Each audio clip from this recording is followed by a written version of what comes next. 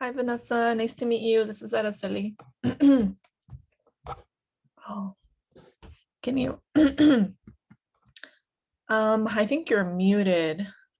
Oh, yes, I am. Hi, nice to meet you. Hi, nice to meet you. I saw you. I saw you talking though. So I know I was like probably. So we, nice to meet you. Just changing my here. For some reason, it's giving me a little hand versus so versus a little arrow. before I forget, I'm gonna go ahead and make you all co-hosts, just so if you need to share anything, you have that ability. And I see Syed joined and Ish is on the call as well.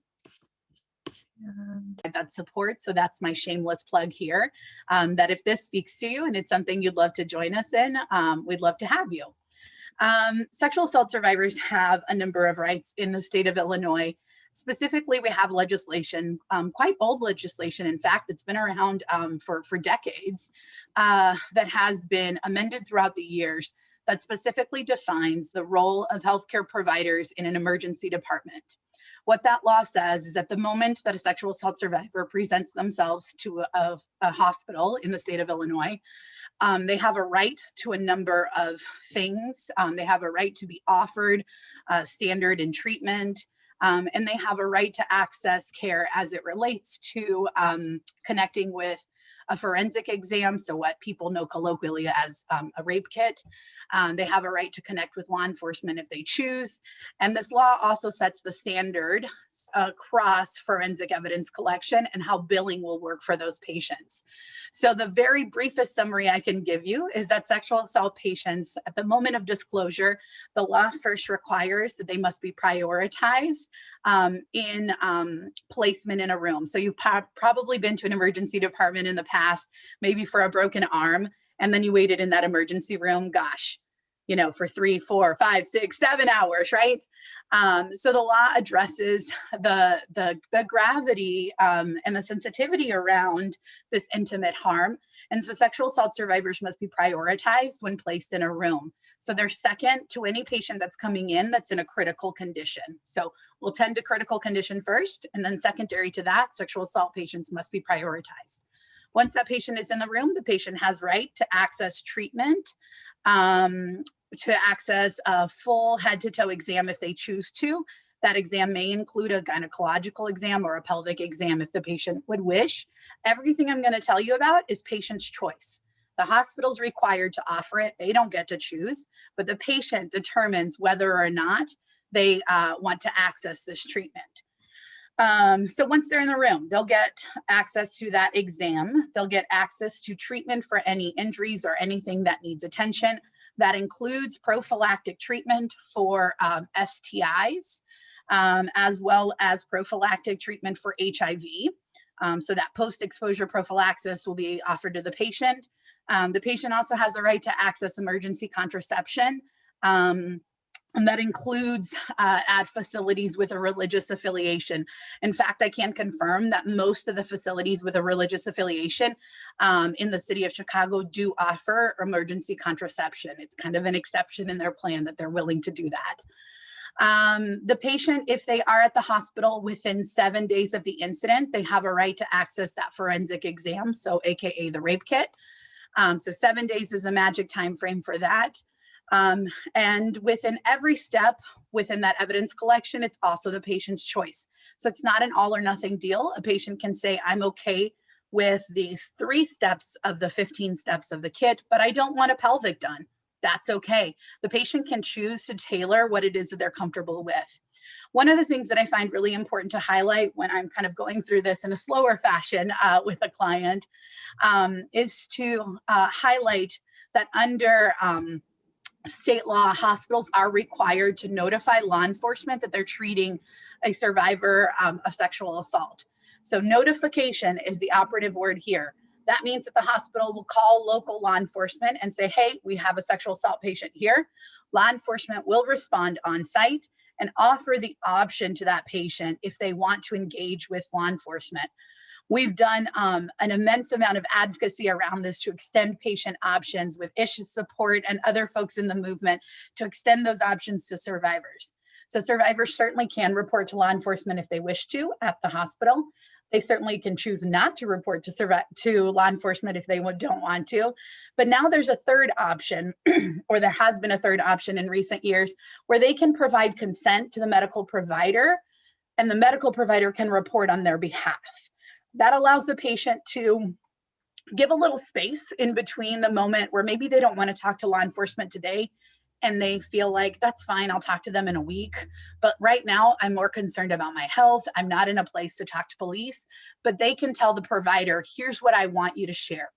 When I train providers, I remind them that it's really critical that they really outline with the patient, what is it that you want me to share? Do you want me to tell them the date, the location, your name, the name of the offender? Really kind of go through and get explicit consent on each one of those points. One, because we certainly don't want to violate HIPAA, right? And more important, I hit mute, my apologies. We don't want to violate HIPAA, and we want to be trauma informed. So we want to make sure that what's being shared with law enforcement truly reflects the patient's wishes. I see a question here regarding when can the patient disclose that though? The patient can disclose sexual violence at any point. Ideally, no one is sexually assaulted, but if they are, ideally the disclosure is happening at what we call triage, right? So at that first point of contact when they come in, and that will allow all of the rights that they have under the law to immediately kick in. But sometimes that doesn't happen. Maybe the patient doesn't feel comfortable disclosing at triage because triage isn't incredibly, in many hospitals, is not a really like isolated space that they might feel safe doing that. So it is possible that a patient goes into a hospital, waits for 5 hours to actually be seen. But once they're seen, then the patient, they disclose then all of a sudden, all of the same remedies under this law, and the law I'm referencing is called the Sexual Assault Survivors Emergency Treatment Act. The acronym is SASETA, SASETA as we call it. Once they disclose, all of their SASETA rights come into play. Some new or some additional things under SASETA, and again, I kind of can't give you the full thing in our brief amount of time, but some important things I do want to highlight is that in some recent amendments to SASETA, we now require that care be initiated within 90 minutes. So we talked about the patient will be prioritized being placed in a room, but then they actually have to start receiving care within 90 minutes. So again, kind of moving the process along. The patient has a right to have a support person of their choice with them in the hospital, and the patient has a right to connect to an advocate. And if they have an advocate, that advocate has a right to be in that room with the patient's consent. So they can have someone present with them throughout that time. And patients are treated in a private room. So none of that, room curtain, like you've seen on Grey's Anatomy. We're not doing that. These patients have a right to a room with minimally 3 walls, 1 curtain. So I'll pause there so that I don't just SASETA this whole thing, but I really invite folks to connect with us. If you want to learn more, if you want to schedule a training specifically on SASETA, we're happy to dive into those things in more detail. Thanks so much, Maria. And I really love it that you already touched on a lot of the policies that are in place, really aimed at minimizing the harm that survivors experience once they seek care. And it sounds like there are ongoing amendments to SASETA to really keep survivors at the center of the law. So moving on, I'd like to ask Vanessa specifically to address what should providers be thinking about in terms of providing affirming care in the emergency room to trans, genderqueer, non-binary, and or LGBTQ survivors? Thank you. Hello all. Again, I'm Vanessa. I use she, her pronouns, and I am with Howard Brown in the Empower Sexual Harm Response Program. Plug here as well.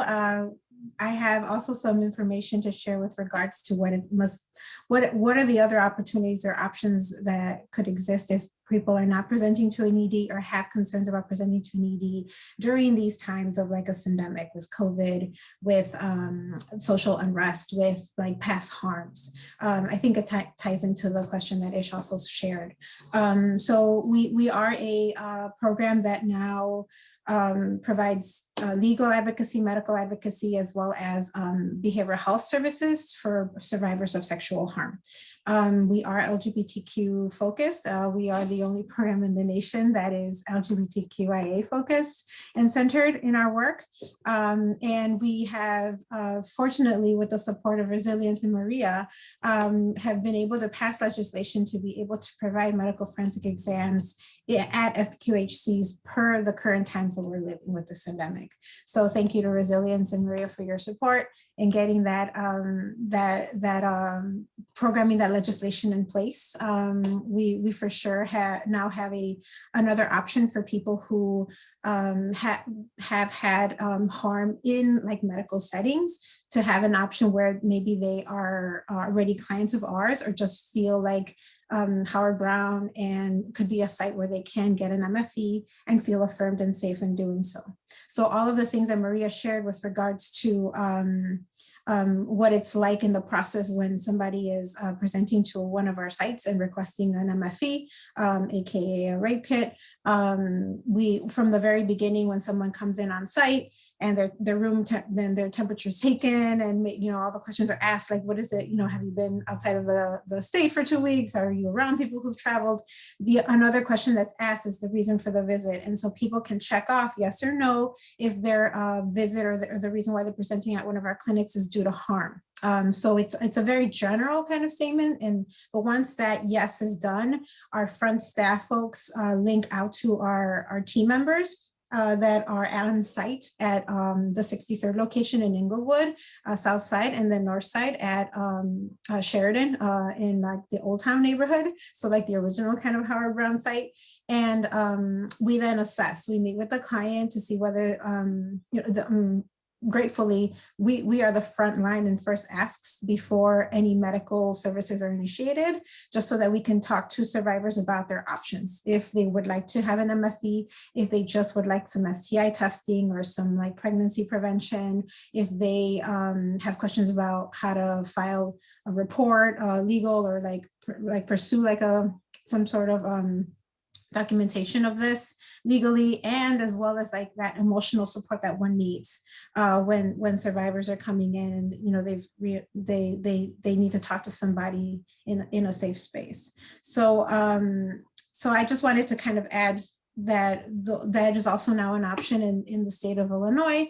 That is an option to folks regardless of identities or sexual or gender identities. You can also come into an FQHC like Howard Brown and get an MFE completed. So with regards to providing affirming care, I think as a staff member of Howard Brown, what we're always trying to do is figure out how to expand our bubble of like affirming care. And one of the first things I think that is getting a lot more like normalized or mainstreamed is talking about pronouns, and making sure that from the very beginning, we're like meeting people in how they identify, whether that's a name, how you pronounce your name, what pronouns you use, recognizing that pronouns can be fluid, they can change from one day to the next. Making sure that if we see like an ID card with a legal name, that might not be the preferred name of the person. So definitely wanting not to dead name somebody, meaning like the name that they were born with or they were legally given when they were born. If they haven't had the opportunity to change those gender markers or those gender names, just making sure from the very beginning that whoever is doing warm handoffs and communicating is also sharing that information, or there's a way in like an EMR to be able to document preferred names. That's one of the ways that I think people can then feel safe to share, disclose, and feel seen. that is one of the things that we initially get as a positive of like when people ask names and identities, is that I feel seen by you asking me these things and you modeling that you also share your pronouns and the way that you pronounce your name. So from the get-go, I think those instances I think are definitely ways that people can be affirming. The signage, I know that right now with COVID, signage and things in cleanliness, some things may have been removed from clinics or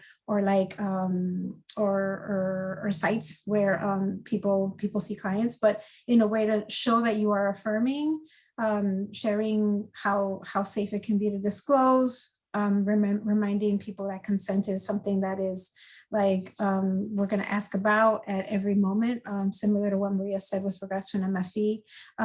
Just because you consented to an MFE doesn't mean you have consented to all of the steps involved. So being very cognizant of like you asking for consent at every transition, explaining what you're about to do if you are going to do a gynecological exam. Providers that can figure out how to affirm a person by also maybe not necessarily taking the lead on like a medical procedure or a particular like exam. If there's ways that the patient can do it themselves, like if they can,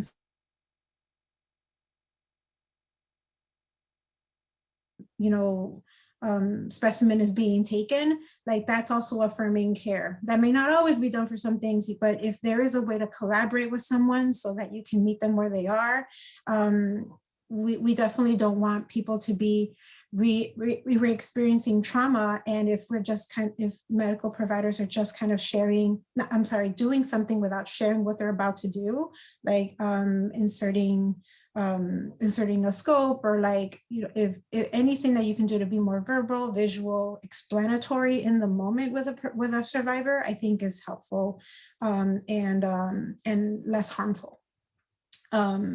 So those are just some ideas. I was hoping the panel could also elaborate on ways that they have also supported people in being affirming. Thanks so much for that, Vanessa. And Saeed, I was wondering if you could build on this discussion, thinking about the work that you do around masculinity. I'd love to hear your thoughts. Sure. Thanks for that, Ish. So my name is Saeed. I use he and him pronouns. So as was mentioned, I'm the Assistant Director of Prevention and Masculine Engagement at CARE, which is at Northwestern, essentially our violence prevention center. I'm also a counseling psychologist. And so in these capacities, as we kind of talk about some of these things, I'll definitely get into the masculinity aspect of things. I did want to just mention too that it's kind of hard to be here today. I know that there's a lot going on just in news and all sorts of stuff. And so, violence and other things, and especially violence against like women of color, we think of that. And, it's been a lot the last several years, but I know especially last year and then even the last couple of weeks, it's always something, right? And so I just want to acknowledge that and appreciate folks being here today for this, despite everything going on. So in my capacity, doing what I do, part of it is being an advocate or support for survivors of sexual domestic violence and stalking. I come at it from an angle of specializing in how to promote healthy masculinity as a means of prevention. But embedded in that as well is how do we address our survivors who are also men or male identifying. And so one of the things I'll mention about that is to maybe understand supporting male survivors. The first thing is about just rough estimates, about 1 in 6 boys will be sexually assaulted by the time they're 18 years old. So that's sort of like in that range, about 1 in 6. I know for women, it tends to be about 1 in 4, but we all know for everyone, especially when you start intersecting identities and those sorts of things, it's much higher than all of that. And there's various reasons why folks don't disclose, right? So from a masculine component, I would say there's a lot going on in terms of how I guess people would think of the term toxic masculinity. I prefer the term restrictive masculinity, in understanding that a lot of the ways that especially male survivors are kind of even process psychologically harm that's been caused is through the lens of more restrictive masculinity. And I think the most important thing for folks to remember is that when you are sort of navigating a dynamic with especially male survivors, it is a dynamic of, you know, understanding power really more than anything, and understanding how men typically are very socialized, right, in the context of their own power, their own agency. And we know that sexual violence and various forms of violence aren't necessarily about, especially like when we're talking sexual violence, it's not about sex, right? It's not about the act of sex. It is about a power. It is about control. It's about dominance. And when you are working with men around these issues, it could be even really hard for men to identify that they've been assaulted or understand what that means for them, because they've been socialized in such a way that they're embedded within their own power, or told that they should be achieving power or attain power, or, you know, just have such a value for it. And so a lot of the times when I work with men who have been who are survivors, it is very much allowing them to sort of, you know, take the lead. And now here we go to just basic support of survivors in general. So really listening first. And so when I think about providers in particular, and folks that will be helping to support survivors along the way, folks who've been impacted by sexual violence, I think about basic things first. So even like a sense of safety, right? So some things I talk to clinicians about as well is like knocking on the door, something as simple as that. If you're going to see a patient, right, knocking on the door, asking permission to enter a room, you know, asking, being really clear about instructions, being really, you know, honest with feedback, more than anything. So there's a lot that can go into that, even position and how you sort of approach someone, asking permission to touch them first after, when you're supporting them. So a lot of what goes into how we, you know, even approach male survivors, but all survivors, is just from slowing down for a second and really just having that interpersonal connection, and really being clear, consistent, and intentional about how you approach, you know, our work with survivors. So there's more we can go into that as well, but I'd say on top of all of this, it is also sort of navigating a world, understanding that power is at the core of a lot of how we approach our male and masked survivors. Thank you so much for that, Saeed. And I love hearing you talk about all the different ways in which we can really meet individuals where they are and show care and try to meet their needs as individuals, and not generalizing or sticking to a script. So as we think about that, I was wondering, Maria, if you could talk to us a little bit about what the training is, right? Do emergency room physicians and nurses get specific training on how to care for survivors without re-traumatizing them? So emergency room staff that would provide medical care to survivors in Illinois, as of 2019, they're mandated to receive 2 hours of training each year. Much of the work that we do as an organization is to provide that training. So we'll actually come on site to facilities. We partner with Northwestern Hospital. We partner with the number of facilities where we are available, and we have expertise around the training around how to properly conduct evidence collection, based on the training that we've received from the Attorney General's office and the state SANE coordinator. So we're available to offer that training. But prior to 2019, it was a whole lot of persuasion on our end to connect with providers. And I'm talking about both physicians and nurses, and persuade them to allow us to come in and talk to them about this, because they're working with survivors, and they have been for years. It is not uncommon. My own experience as an advocate, having gone out to hospitals myself, it's not uncommon for me to be at a facility where I have, most often it's a nurse that's conducting the exam. A physician may come in just during the pelvic section or for a small portion of that visit, which is good. We want to limit the number of people in and out of the room. But it's not uncommon for me to be working with a nurse who's conducting that exam, and they have literally received zero training around that. So prior to 2019, that was the norm, which was why it was so critical for advocates to be present in these spaces so that we can lend some of that expertise. Since 2019, when the mandate went into place requiring that 2 hour of training, we've been providing that training. The Attorney General's office, the sexual assault nurse examiner coordinator for the state, also has an online version of that training, which is very thorough, but it's, a recorded webinar. So I think that some things can be lost through, just listening and not being able to ask questions or engage with the material. But we continue to make those trainings available as well. So again, folks are welcome to connect with me if you'd like us to bring in that training. As of 2022, the legislation, as is often the case, legislation has several benchmarks for several years. As of 2022, the state of Illinois will require that all treatment facilities, all treatment hospitals will be required to offer a sexual assault nurse examiner. So we are working towards a state where care will be provided exclusively by those that have that expertise. We are not there yet. And so we've been working to kind of bridge the gaps in the meantime. I will give credit where credit is due. And Vanessa had mentioned that Howard Brown Health Center is currently able to offer those forensic exams.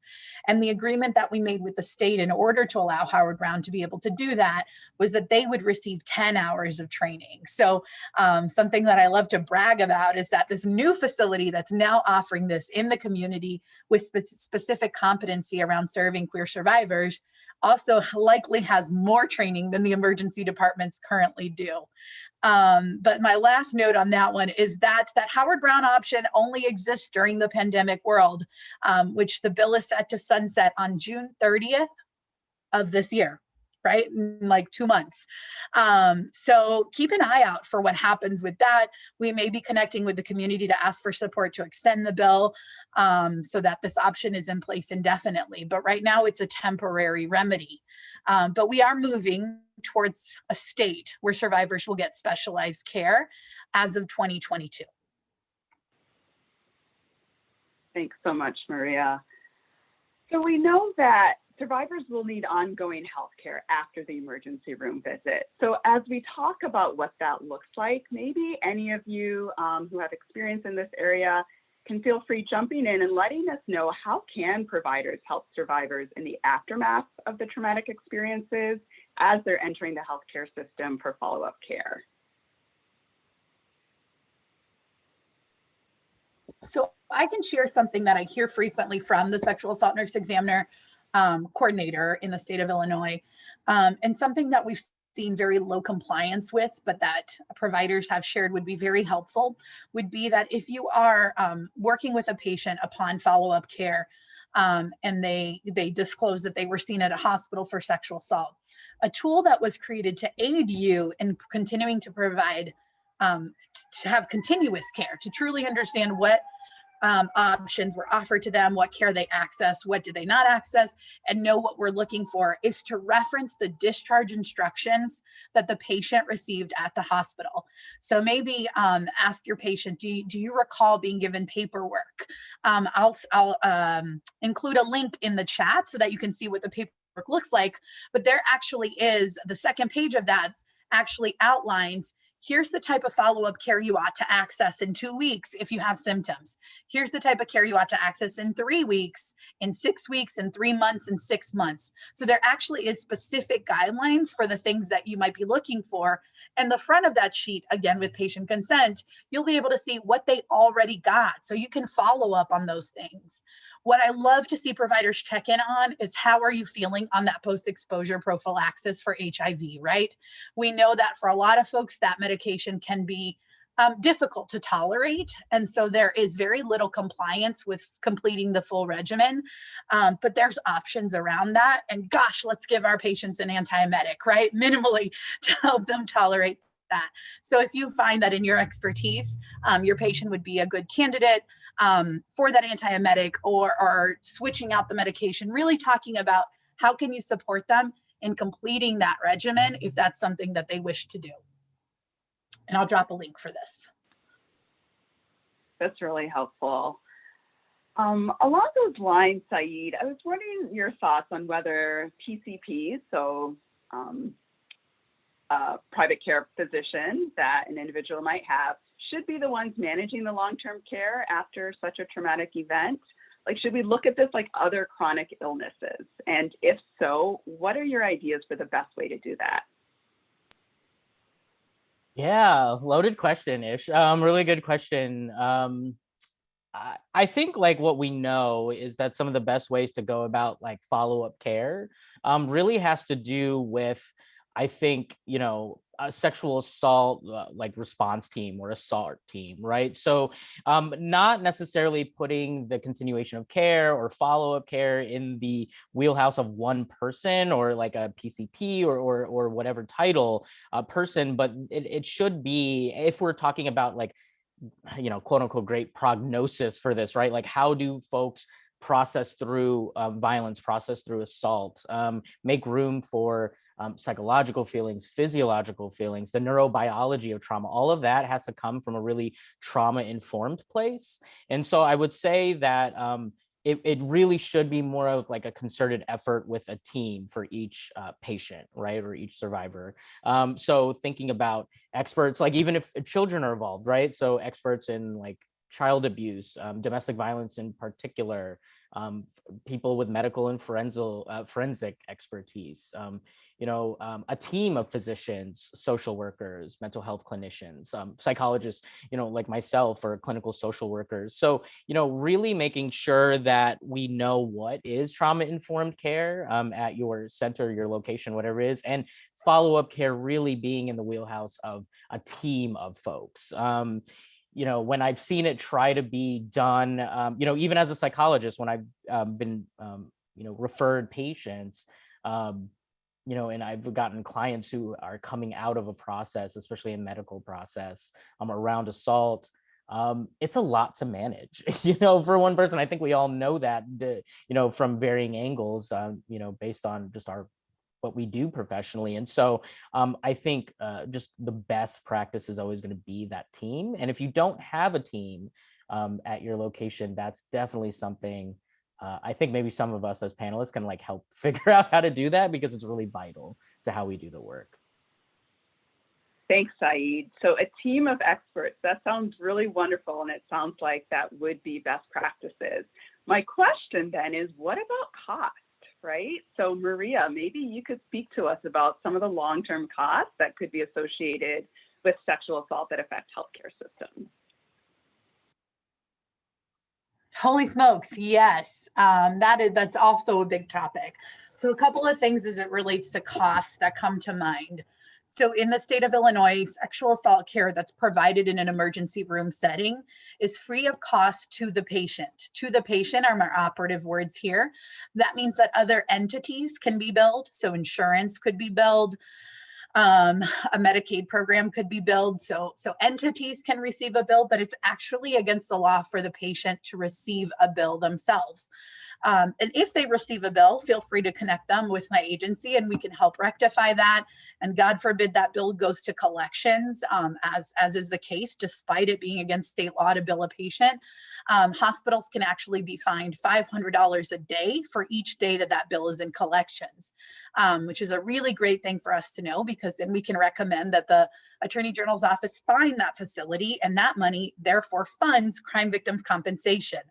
So that brings me to my next point, which is crime victims compensation. Crime victims compensation is a program that through the Attorney General's office that's available to compensate crime victims.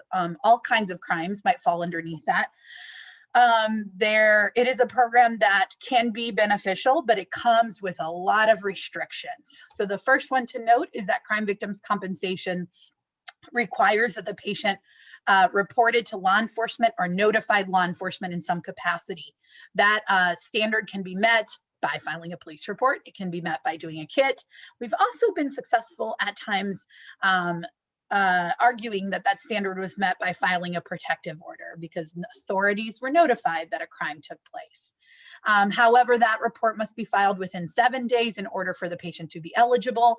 And then it goes through a very, very, very lengthy process for the patient to actually get any money back. So that's a program where patients pay the cost up front, and then Crime Victims Compensation reimburses the patient. But it's an option, and we'll explain the option to the survivors that we serve, and we can assist them with the paperwork and navigating that system and all of the specifics that I won't get into. But what's probably most helpful is that if a patient receives care in an emergency room in Illinois, that patient will be eligible for a sexual assault payment voucher. Sexual assault payment vouchers are issued to every patient who receives care in an emergency room, regardless of any of the specifics. The only caveat is the patient is not on Medicaid. If they're on Medicaid, they will not get a voucher because Medicaid already pays for all of the same things the voucher would pay for. But if our patient is eligible for a voucher, the hospital will issue them that voucher, and they'll be allowed to access follow-up medical care within 90 days of that hospital visit, truly as many times as they need to. Any outpatient medical care services the voucher will pay for, as long as it relates to the sexual assault. So common things we use vouchers on: getting prescriptions filled. I talked about a patient who might access post-exposure prophylaxis. So the patient needs to fill that prescription, right? That 28 to 30 day regimen. So they're going to need that. That's thousands of dollars. They'll need that voucher to fill that prescription. If the patient is accessing follow-up care at a PCP that they trust and they feel safe with, your office can accept the voucher if you choose to. The state can't force you, but gosh, I strongly encourage you to support survivors in the community by saying, yes, we will accept the voucher. Some of the more costly things that I see us utilize the voucher for: someone who needed physical therapy services because they were physically harmed, they had physical injuries in the assault, they can use the voucher for that, again, as many times as they need to within 90 days. So it could be once a week. Mental health services, mental health providers can accept the voucher. And then my favorite, in terms of it's a big dollar amount, terminating a pregnancy. God forbid someone becomes pregnant as a result of an assault. We do have providers in the city of Chicago that will accept the voucher as means of payment to terminate a pregnancy if that's what the patient wishes to do. I want to acknowledge that 90 days is a limited time frame, and it takes more than 90 days to heal from trauma. But that 90-day support is there. Anything that's outside that 90 days, I'll talk to my patient about: are you eligible for crime victims compensation? What does it look like for us to apply for that? Recognizing that that one's a reimbursement program. So they have to pay out of pocket first, and then they'll wait for reimbursement from the state like a year later. Thanks, Maria. So Vanessa, I did have a question for you. I was wondering if you could help us, give us some ideas on how providers can better identify warning signs of sexual and intimate partner violence. And are there ways to safely screen for this other than in someone's medical history? Do you have thoughts on that? No, absolutely. Sorry, y'all. I lost internet for a while, so I'm glad to be back with you all. So with an EMR, we're very cognizant in that history and that documentation can live there for forever, and that's a huge risk in confidentiality and privacy to our clients and our patients. So we are more than not having conversations with people around safety and risk. But we're also not assuming that safety for me is the same as safety for that person that you're speaking to. So we always assess for safety and where people are, what is safety for them. And if they're not currently feeling safe, whether that's in the room with us or once they leave the clinic space, how is it that we can support them in keeping safety? We always know that safety is not something we can promise. Safety is something that we even can we can even break it without knowing. So always having kind of these open-ended conversations around safety, and having it be something that's just part of our visits every day. I think as a mental health professional, I think it's easier for me to like ask at every session or at every clinic consultation or visit that I have with a client or a patient, like, are you safe today? We always ask about like substance misuse and if there's any concerns with substance at this time, or any any thoughts of wanting to hurt or kill self or others. And it's just something that commonplace we're just a little bit more comfortable in asking. So I think it's just kind of getting more familiar with how you genuinely want to ask those questions, and not be afraid of like opening up a can of worms when it comes to like if somebody's unsafe. We in our work, with our providers, we're fortunate in that there's behavioral health consultants available via link to speak to a provider, then to like maybe escalate this to a consultation that's more mental health related before a visit ends. But if there's any ways to kind of like be connected to a mental health practitioner, there's sometimes RNs are amazing. Shout out to all the RNs. RNs do amazing work in being able to like bridge and share with the medical provider, like what's currently going on with the client, because they, or patient, they have more opportunities to spend with that person. So to answer your question, Ish, documenting is like something that we just sort of generally say history of harm, history of trauma, but it's more of like a conversation that we're having with our clients around current risk factors, if there's any safety planning that is in place, or that we should support a person with. That's great. Thank you so much, Vanessa, Maria, and Saeed. I hope all of our participants have learned a wealth of information. We are moving to the Q&A portion of this program, and I see Dr. Simon is starting us off. So how does all of this work in our current reality, right? We all live on Zoom. So what is that like for survivors and getting them the care that they need? It's been tough. That's the reality of it. It's been so tough. I want to first acknowledge that, not all survivors are going to access care through a medical system. We certainly want to be equipped to respond if they choose to, but accessing care in a hospital is one option. And people can certainly disclose in other settings, and going to a hospital is not going to be the right option for everyone. But gosh, what has it been like to connect with survivors during these really challenging times? It has been challenging. My team of advocates, where normally we provide our services 365 days a year, around the clock. During this COVID time, we've had to suspend in-person services. We've resumed and then suspended again with the second wave. And just now that our team has received, and it's been. So was talking about, just want Saeed to have a chance to say farewell before I hand it back to Araceli. Sure, I appreciate it, Ish. I just wanted to mention that for those of y'all that are Northwestern affiliated, always remember that you can engage us at CARE in some programming around some of the issues that we talked about today. I saw some great things in the chat too about like other workshops, other things, and what I would say is that often the one thing that's told to me the most is like, I'd love to attend a training, but like with work and other things, like it's hard to make time for that. And so that continues to be a part of this system that, sometimes fails our survivors, right? When we do have this mentality that comes from the top down about what priorities are and how to make time for things. And so, please always feel free to reach out to us and we can kind of work together on that. And especially if you're a Northwestern person, CARE in combination with a department like the Office of Equity, we do workshops together, and I'm sure there's other things we can work out. Although I don't want to speak for equity, if it's just a CARE thing, that's fine too. I don't want to put too much more on your plate, Ish or Kate or Shay. But yeah, so I just want to say I appreciate everyone.